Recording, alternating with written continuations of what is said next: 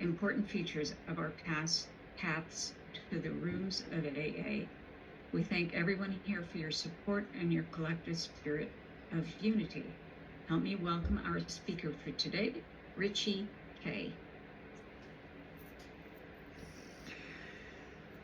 Hello, Over to you, Richie. my name is Richie, and I am an alcoholic, and I'm grateful and honored to speak. I think I spoke here before a couple months ago. So the 11th step, it's great that we're going to talk about that, because it's really, if you want to say, I did my steps in not order. I did the 11th step before I even knew what the steps were. So what happened? I got sober March 18th, 2004, and I have an anniversary coming up. A couple weeks, I'll be sober 22 years. And again, it is a day at a time for anyone that's new.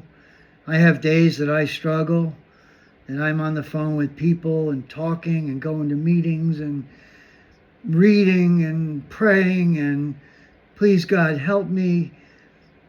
All these things that I learned, all these tools that I learned from coming to AA. And I've been to probably about 10,000 meetings. That's about what my counter says, and I go to meetings every day. I have been since the beginning. I make jokes about it. I say that I do the same thing today that I did my first 30, 60, and 90 days. So what happened to me in the beginning, just to qualify, I had my first drink at 13, and it was a bottle of Four Roses whiskey. And I can tell you today, I still hate the smell of Four Roses whiskey. So I never drank it again after that day. So I qualify there, and I came into AA after a long battle. And I'm glad you guys said that I could talk about other drugs, because I've done everything. Other than methamphetamine and Molly, because they weren't around when I got sober. That's why I never did them, or I would have wanted to try them just so I could say, check that box, like that, didn't like that, didn't like that, like this, didn't like that. That was okay, this sucked. That's kind of how my drug use would go. My friend's father was a doctor. He'd bring a handful out. We would just try them. Who knows? They might even have been pregnancy pills sometimes. We would take them anyway. So when I came into AA in 04, my wife was tired of me, was done. We'd been married about 5 years. She had me arrested. She told the police that I would be driving her to work with no driver's license. I had no driver's license, and I hadn't had a license since I was 18 years old. I was 38 years old. I had open heart surgery at 29 years old because I got this thing called bacterial endocarditis. That's an infection, an abscess on the valve of your heart. We usually have a few nurses in the room, so I like to tell the actual name because they know about it. My girlfriend is actually a nurse. It's funny. I have cardiac issues, and God put me with a cardiac nurse. I didn't meet her in the hospital. I didn't meet her anything to do with when I was in the hospital. I met her on a blind date. And she said she saw a halo over my head. I said, you sure you're not blind? So I walked into this meeting. It was a Saturday afternoon, and it was a 12 and 12 meeting. And all I could do when I raised my hand, I was like 3 days in, was F this and F that, and you people are crazy. You're telling me to make coffee. I'm in debt, $25,000. Do you understand that? I have court dates in 7 different towns coming up. My wife is leaving me. I hate everybody. That's kind of where I was at when I came into AA. And you want me to make coffee? Yeah, I'll make coffee. Come outside with me. We'll make some coffee. I grew up with an older brother that kicked my butt. And so I always identify with the first step. And this is how I identify with it. It's still in my head clearly. Under the lash of alcoholism, we are driven to AA. And there we learn the fatal nature of our issues. It's kind of what I'm not a paraphraser, but that's what it says. Under the lash, getting your butt kicked. That's how I look at it. So anyway, I walked into this 11th step meeting.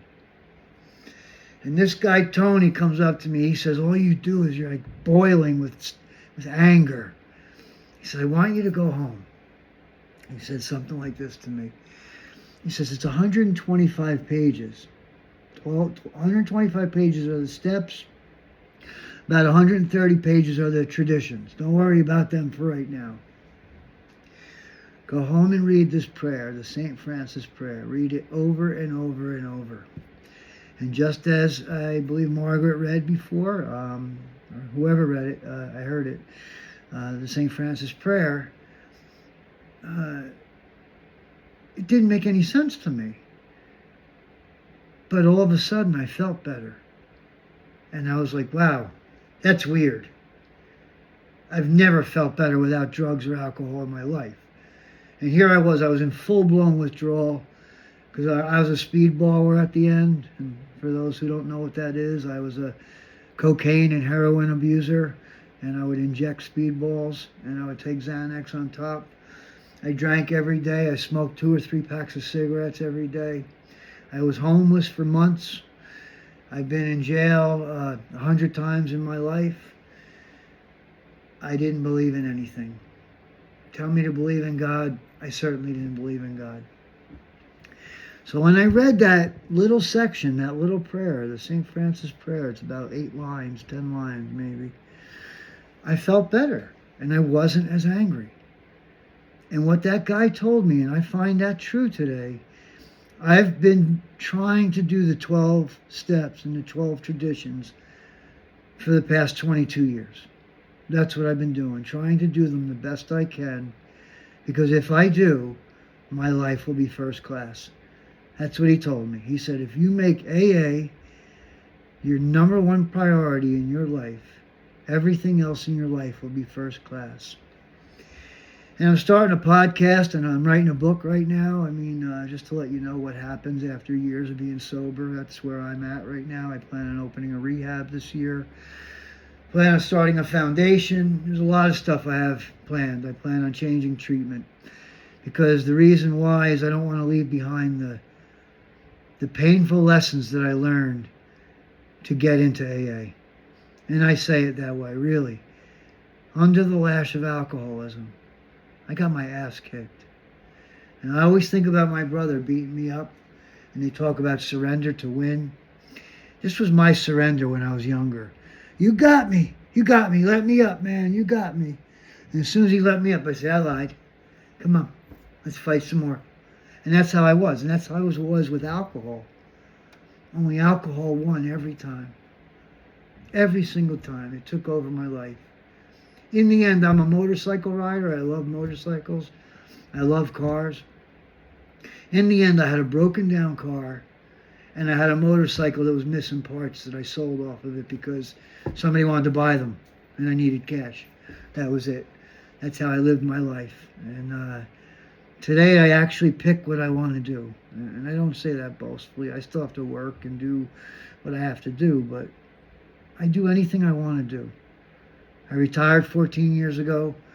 Not by choice. I worked in the prison system in New Jersey. I worked in this place, Delaney Hall, and 6 other facilities.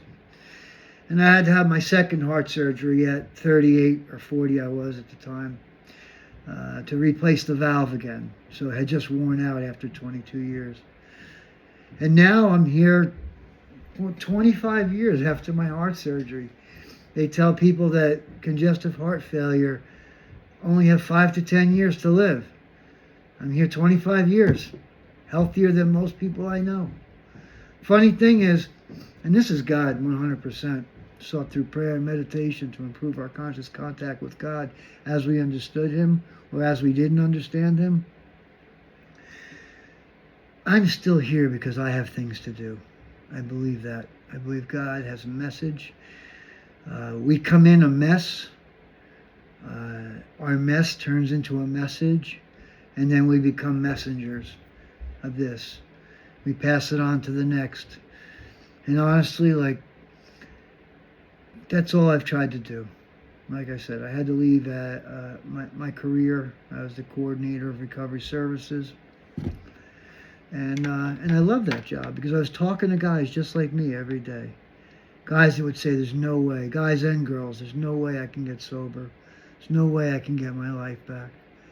I'd say, "Well, no, you're pretty screwed.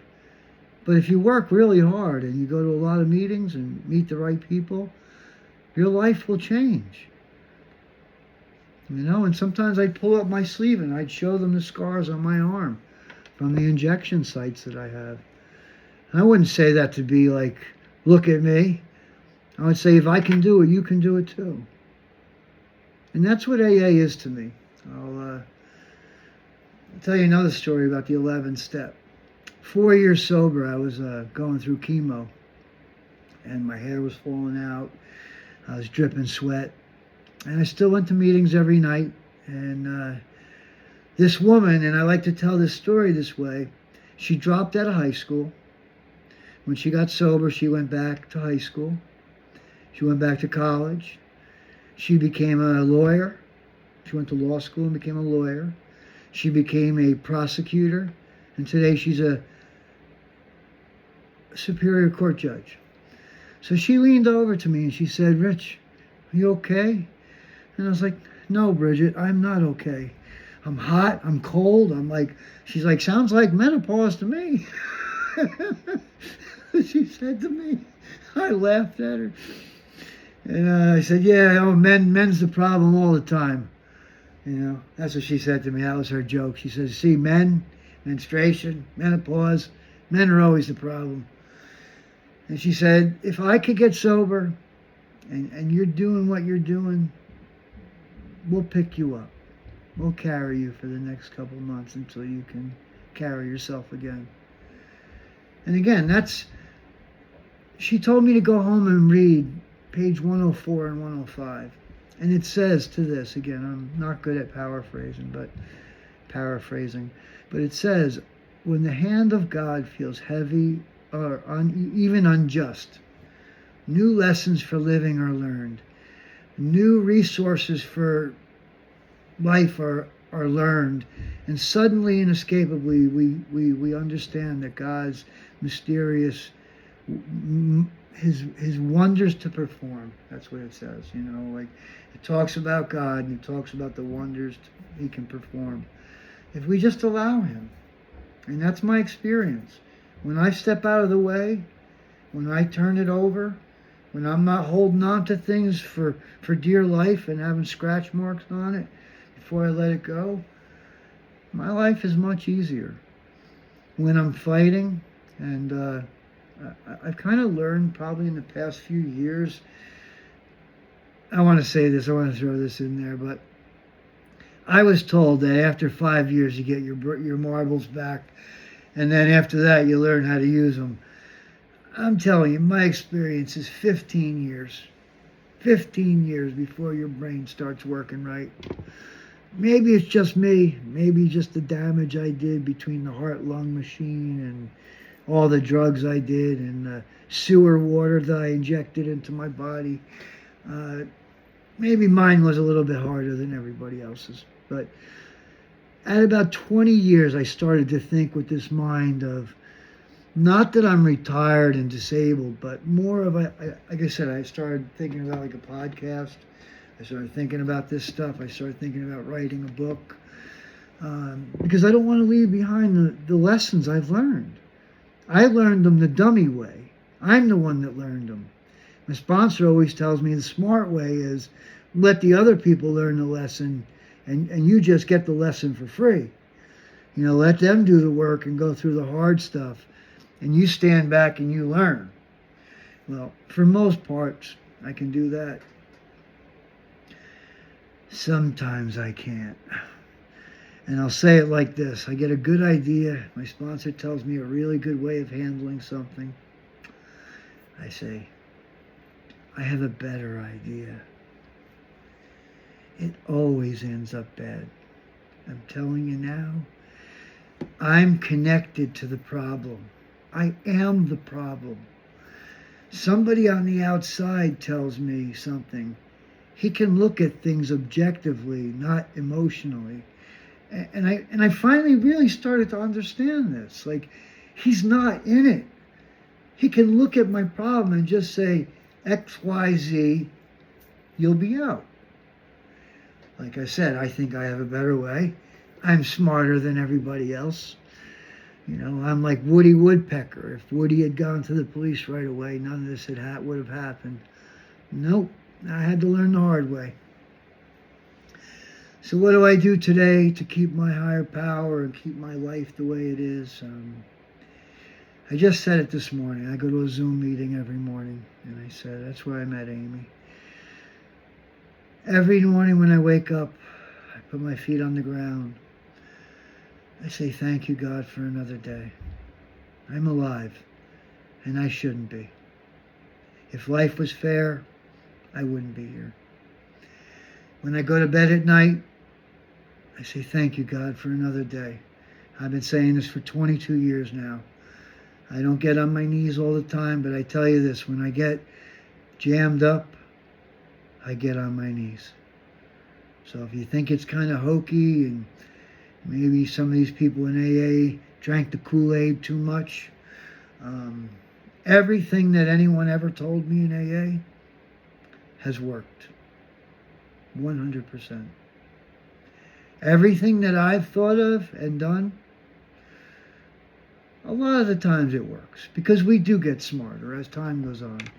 You know, you take the flammable liquid out of your body, you stop pouring flammable liquid down your throat, you stop taking narcotics, you tend to become a better person. You know, for me, I always kind of joke about it. I say, I never had a problem with drugs. I had a problem when I ran out of drugs, because then it becomes your problem. Because I needed to be fed, and my drug addiction needed to be fed, and so that meant anything. And I was writing about it this morning. The way I ended up getting sober was my wife had me arrested.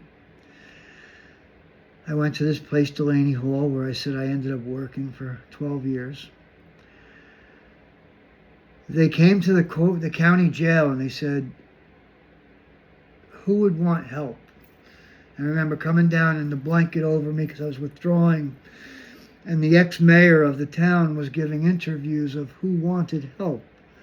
And it's really something I really stick to, is that if the person doesn't want help, there's not much I can do. If they want help, there's a lot we can do for them. But until they're asking, I can't do anything. So this guy interviewed me and he said, would you like to live a life? Would you like to live free of the life you're living? And I had read about the place. I had read about it when we used to get newspapers. I talked about this guy, John Clancy, who used to live under a bridge.